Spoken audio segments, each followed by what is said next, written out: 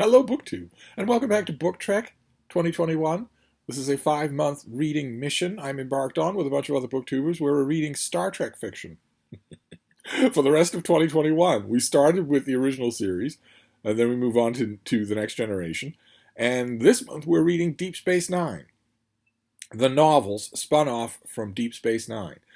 Both the novels that were coming out every month while the show was on the air, detailing the adventures of a very mixed crew of Starfleet and non-Starfleet personnel, human and non-human characters, on an alien space station orbiting a world that's recovering from a brutal alien occupation, and itself orbited by a gigantic stable wormhole to another quadrant of the galaxy, rich in story possibilities, which those possibilities were heavily mined by the showrunners once Deep Space Nine got its narrative feet underneath it.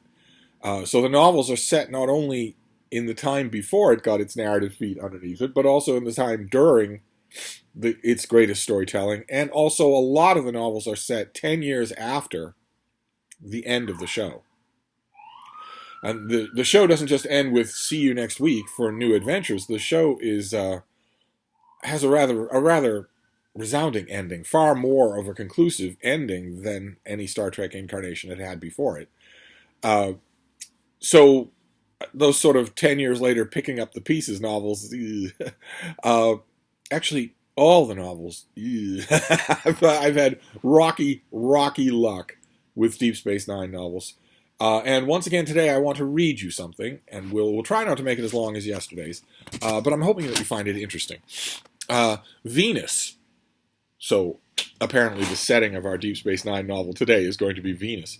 Venus was once thought to have abundant life on its surface, with a humid tropical climate perpetually shrouded in clouds.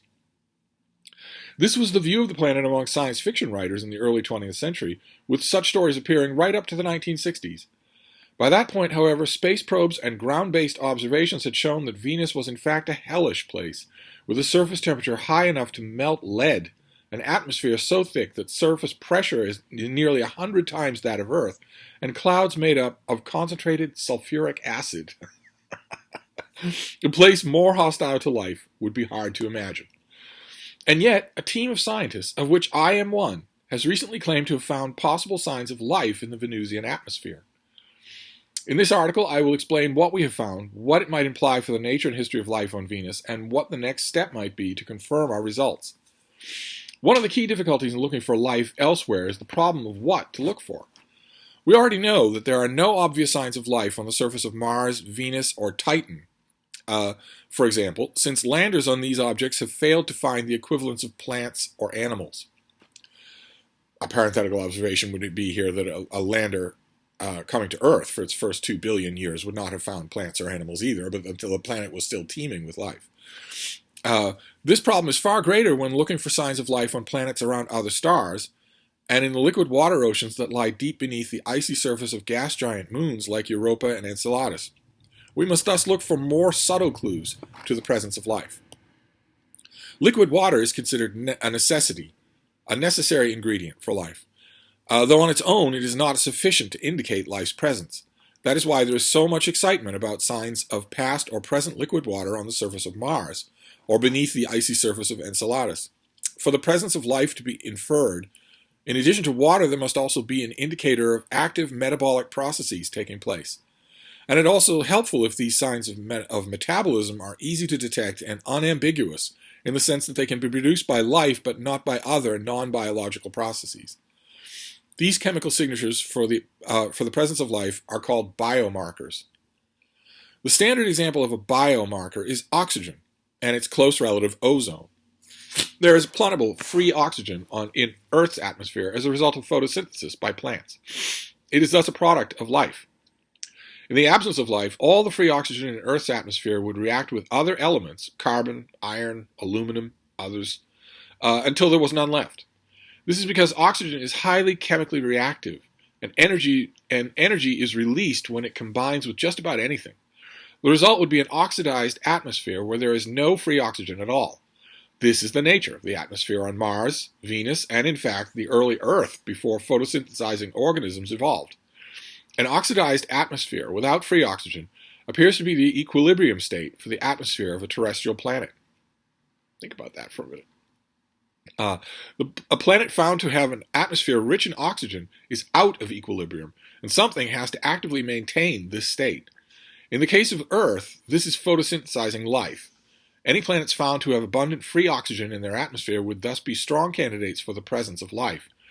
The next generation of observatories, whether on the ground or in space, that will study terrestrial exoplanet atmospheres aim to search for oxygen and ozone as a biomarker. However, there is a problem with relying solely on detectable levels of oxygen and ozone as our main test for the presence of life on a planet. If we look at the history of life on Earth, we find that while life has been present for at least 3.5 billion years, and maybe as long as 4 billion years, there's only been enough oxygen in the atmosphere to produce an ozone layer and to be clearly detectable for the last 500 million years. Thus, if we were to point one of the proposed space telescopes at a distant equivalent of Earth in search of life, it would only be detectable through oxygen and ozone for 1/7 to 1/8 of the time life has been present. For most of its history, life on Earth has been dominated by anaerobic forms, which do not produce or rely on oxygen. Such life is still present on Earth, but since oxygen is highly toxic to it, it hides in pond slime, in the ooze at the bottom of oceans, and in cracks in rocks deep below the surface. If oxygen and ozone have problems as biomarkers, what else is available? The other classic biomarker is methane. This is produced by many anaerobic life forms on Earth as a byproduct of their metabolic processes. I can also attest that it's produced by basset hounds in huge quantities. In some respects, it can be regarded as anaerobic equivalent to oxygen produced by photosynthesis. This would make it an ideal biomarker for early anaerobic life on other worlds. But for one complicating fact, methane is also produced by geological activity without the need for life. The discovery of methane in the atmosphere of another world, such as Mars, where it may have been found, is thus ambiguous. It might indicate the presence of life, but it might just as likely be the evidence for ongoing geological activity. This is one of the reasons why there is so much controversy around the presence of methane on Mars. If methane, oxygen, and ozone are problematic as biomarkers, what else could be used? The basic requirement for a biomarker is that it is something that would not be present without the action of life. This means looking for chemical compounds that normal equilibrium chemistry will not produce in the typical environment found on terrestrial planets. Yes, come in.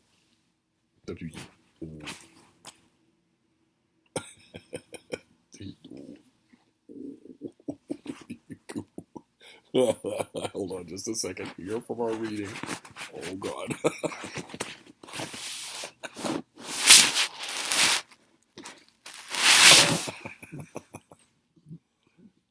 Take a seat, babe. Take a seat. Make yourself comfortable. There you go. There you go. Curled up in a ball right next to me. All right, now we have to find our place again now that Her Highness is all settled. Let's see here. Okay, so we've covered so far that you want to... The ideal biomarker is something that can't be produced by anything other than life. This means looking for chemical compounds that normal equilibrium chemistry will not produce in the typical environments found on terrestrial planets. This is not a small job, but a team of scientists at MIT has been shifting through a list of thousands of chemical compounds to come up with a good candidate biomarkers for anaerobic life. One of the top candidates identified as an anaerobic biomarker is phosphine, one phosphorus atom bound to 3 hydrogen atoms. It is a toxic gas that is highly flammable in our own oxygen-rich atmosphere. Oxygen-breathing life will have nothing to do with it because it is toxic to them. It is perhaps the most famous thanks to its appearance in the pilot episode of the TV series Breaking Bad, where it is used against a drug gang, and any of you who know Breaking Bad will know that moment. It is extremely memorable, although the nerdy author here feels the urge to clarify. It should be noted that the way it is produced on the show would not work. You have been warned. All of you would-be drug dealers out there have been warned. However, whether aerobic life has nothing to do with phosphine, it is produced in significant amounts by some forms of anaerobic life. Notable sources of this gas on Earth are piles of penguin dung, putrid ooze in swamps and bogs, and the bowels of some species of badger and fish. If, in fact, there is a phosphine pretty much everywhere on Earth where oxygen is absent. This makes it a potentially powerful biomarker for anaerobic life on other planets. It can be detected and identified by looking for absorption at wavelengths characteristic of this molecule. This is possible because every molecule has a specific modes of oscillation, such as bending and stretching of its structure. Thanks to quantum mechanics, each of these oscillations occurs as a specific wavelength. A few of the photons emitted by the thermal radiation of the planet will encounter phosphine molecules as they pass through the atmosphere. Those at wavelengths that can excite the molecule's oscillations will be absorbed, resulting in a drop in brightness at this specific wavelength. This produces an absorption line, and the wavelength of this line allows us to identify the molecule producing it. Calculations show that if phosphine is produced by an alien biosphere in similar quantities to the amount of methane produced by anaerobic life on Earth, then its absorption lines could be detectable by future observatories looking at terrestrial planets up to 16 light-years away. Phosphine has in fact already been found in our solar system, in the atmospheres of the gas giants Jupiter and Saturn. However, it is not a sign of life in these cases. Instead, phosphine is produced by the very hot, ultra-high pressure interiors of these gas giants where there is sufficient energy to shove its constituent atoms together with sufficient force to produce the compound. It is then dredged up by convection currents from the interior of the upper layers of Jupiter and Saturn's atmosphere, where it can be detected by astronomers. The amount of energy needed to produce phosphine through normal chemical processes is so high that it would not happen at all on a terrestrial planet. This makes it an ideal biomarker. If it is found in the atmosphere of a terrestrial planet, there is no way known for it to be produced other than by the presence of life. So, to recap here, giant gas planets like a stillborn star like Jupiter can force phosphine to occur, but only because of the titanic pressures involved in those atmospheres, not anything that would happen on a terrestrial planet. And we're talking terrestrial planets because they have magnetospheres, usually. They have water. We're concentrating our search on rocky planets for life, which means that the fact that phosphine isn't a good biomarker for gas giants doesn't matter. The work on phosphine as a potential biomarker is motivated by the search for life in other solar systems, but why not try to look for it in our own solar system?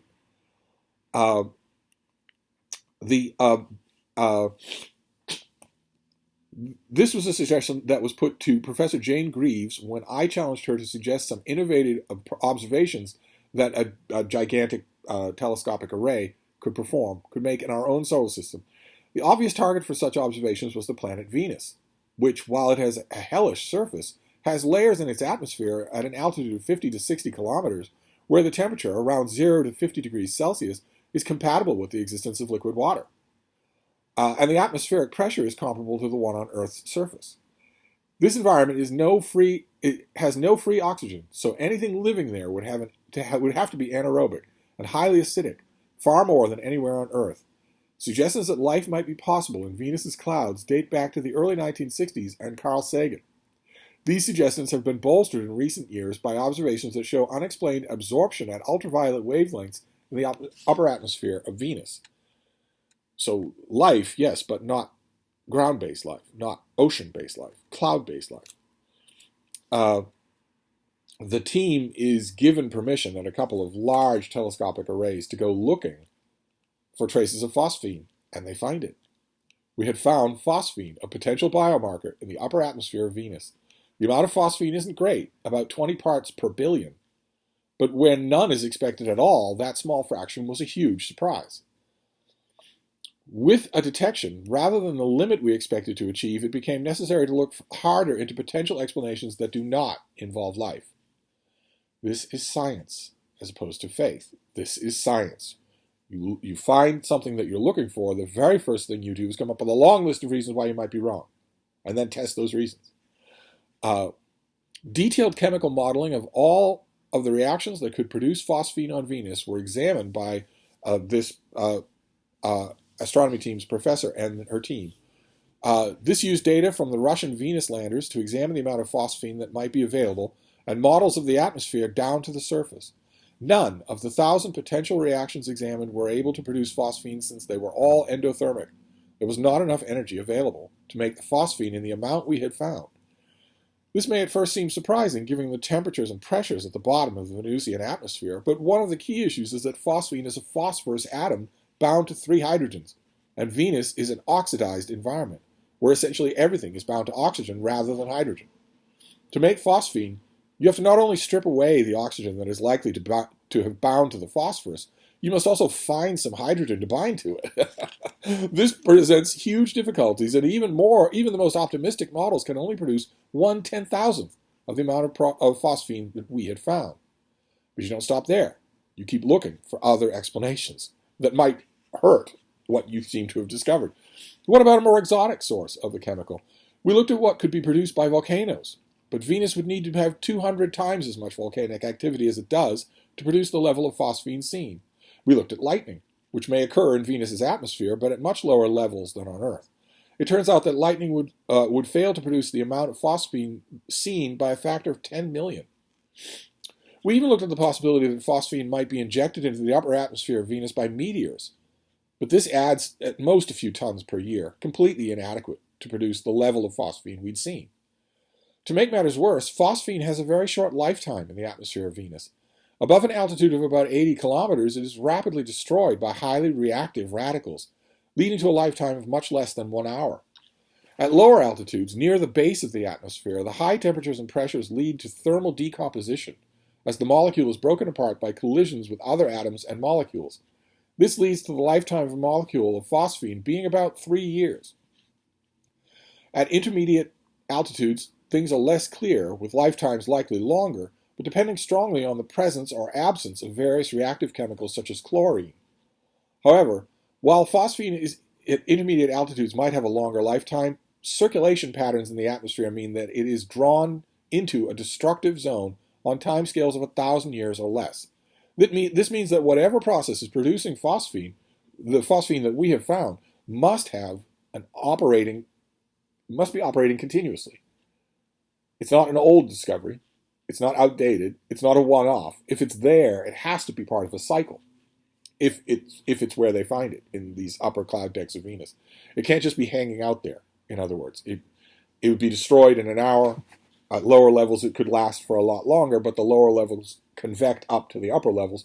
So if you're going to see it, it's self-renewing.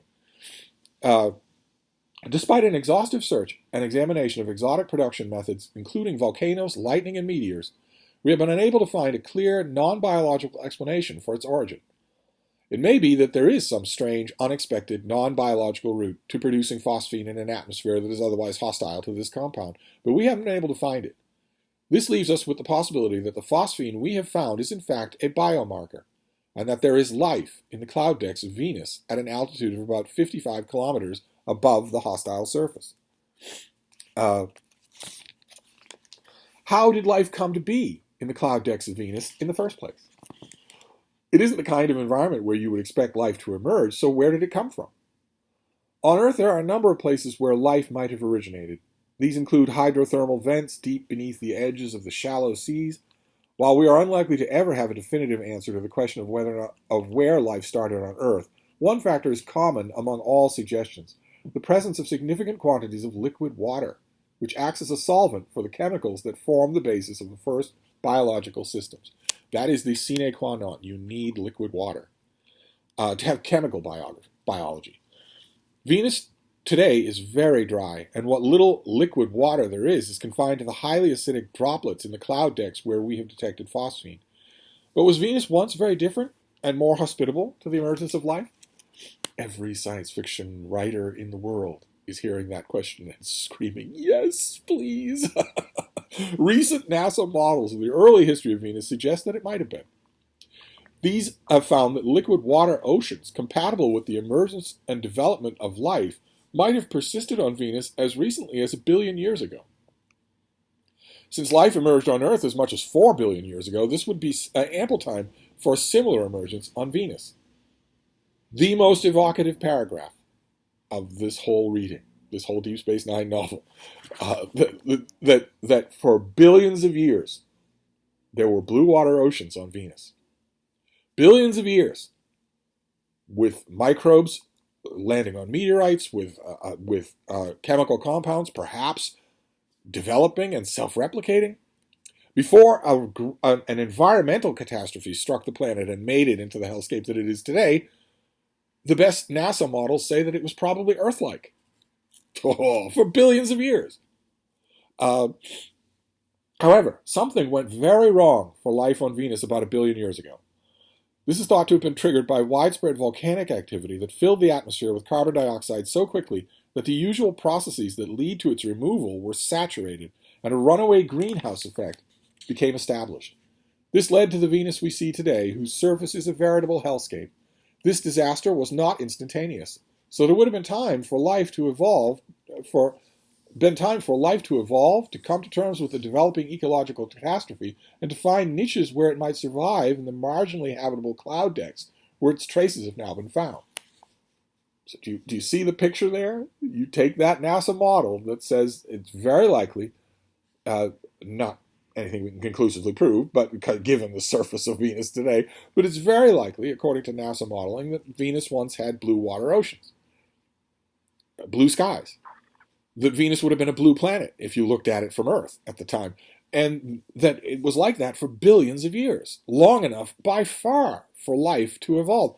And maybe, since the process that changed it from that world to the world it is today was not instantaneous, maybe some of that life found ways to survive, either deep down under the surface of the planet or up in the cloud decks. Our results are tentative. It might be that some unusual process that we have not considered has produced phosphine in the atmosphere of Venus without the need for life. So much further work is needed. More observations with ground-based telescopes are underway to monitor the presence of phosphine and to look for other traces of life. Missions to Venus to study the cloud decks in more detail from orbit and send balloons to float through the acidic clouds will also be necessary. They will hopefully confirm the presence of life and allow us to study it in greater detail. However, the only way to fully understand how any Venusian biology might work is for a mission to bring back samples that can be studied with the full capabilities of terrestrial biology labs. If there is indeed life in the clouds of Venus, one of the deepest questions we need to ask is how similar it is to terrestrial life. Does it, for example, use similar molecules for heredity, like RNA and DNA, or does it use something different? If we find that its biochemistry is similar to that of earthly life, then the possibility of panspermia, that life evolved once in the solar system but then spread through meteor impacts to other planets, must be considered. If, conversely, we find it to be very different, then we would have two completely different instances of the emergence of life, with profound implications for our search for life outside the solar system. Our discovery of phosphine, a biomarker gas, in the upper atmosphere of Venus may fundamentally change our view of life in the universe, though there is much work to do to be done to confirm this result and to work out its full implications.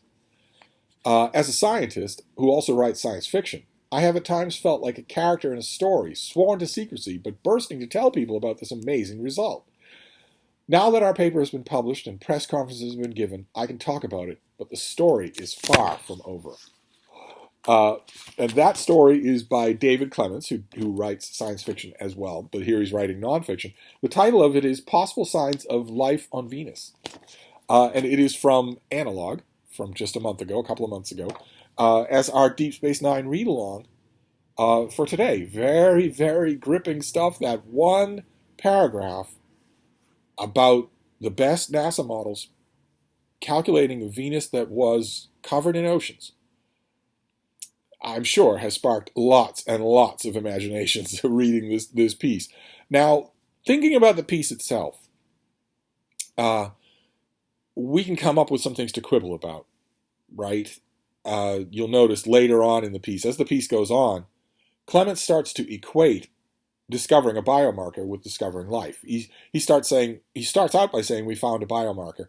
He ends up by saying we found life, and we just need it confirmed. We need to understand it a little better. That's a little bit tricky. Also, that weird comment, only a human would write that line about how the only way we're ever really going to understand this is to bring it back to Earth and put it in a laboratory in Scarsdale. I am 100% certain that onboard analytics can determine a lot about life that might be found in the upper atmosphere of Venus. But what's the thing? I don't want to throw a wet blanket on this, but what's the thing that would ruin this article? I mean, it's fascinating, right? You notice how easily Clements teaches you the basics of what he's talking about, the basics of xenobiology. You notice how easy a job he does with that. It makes everything very clear. Tells you exactly why life really can't develop down on the surface of Venus. Tells you what life is like. Tells you what scientists look for to find life and what they rule out. All very well done. All clear as a bell. But what would ruin this article? The thrill of it, the wonder of it. I mean, nothing will touch that one paragraph, right? Because that one paragraph is not based on empirical evidence. It's based on computer modeling by NASA, the greatest space agency in the world. I say, with a small bias. That computer modeling could also be wrong, but it could also be right. That's what I think about theoretic modeling. Nothing could touch that paragraph. The idea of a Venus that would have been blue, or green and blue, if you'd looked at it in a telescope from Earth, is amazing. The idea that Venus would have had 3 billion years of Earth-like, temperate, oceanic tranquility before a runaway greenhouse gas effect took hold of the planet and ruined it for life. That paragraph isn't going anywhere. You can't touch that paragraph, and you can dream with it forever. 3 billion years, my own Barsoom-trained mind tells me, is well enough time for empires to rise. That would be undetectable if there was a massive Venus-wide volcanic eruption. Well, then those towering spires and great cities would be gone, right? They could still have been there. Now, the thing that would ruin this article is if the assumption underneath it is wrong. That's what would ruin this article. If it wasn't phosphine. No matter how many confirmations you got. Notice in the article you had 2 confirmations. And the article also has a lot of great talk about how scientists look to disprove their own hypotheses. They look to disprove them. Okay, I'm seeing what I really want to find here. That makes me more suspicious of it being wrong, not less. Let's think of a battery of tests that we could run to disprove it. And all of the tests that Clements writes about in this piece are about where that phosphine could come from that isn't a biomarker. How that phosphine could be there in the upper cloud decks of Venus without it being a biomarker. Could it be from something else? And what is the one thing that undercuts all of that if it isn't there at all? If, as it probably turns out to be true, those traces of phosphine were just sulfur dioxide, that they were just misread. That would make it a huge bummer out of this visionary article if that phosphine wasn't actually there at all. It's still fascinating. In my opinion, it's still fascinating, and a clear view into how this whole thing is done. What you look for, how you find it, oscillation through molecules to determine which molecules they are. Absolutely fascinating. So I would call our Deep Space Nine novel today a winner. Actually, I would call this article a winner. I wouldn't call Deep Space Nine a winner because all Deep Space Nine novels stink. Thank you, BookTube.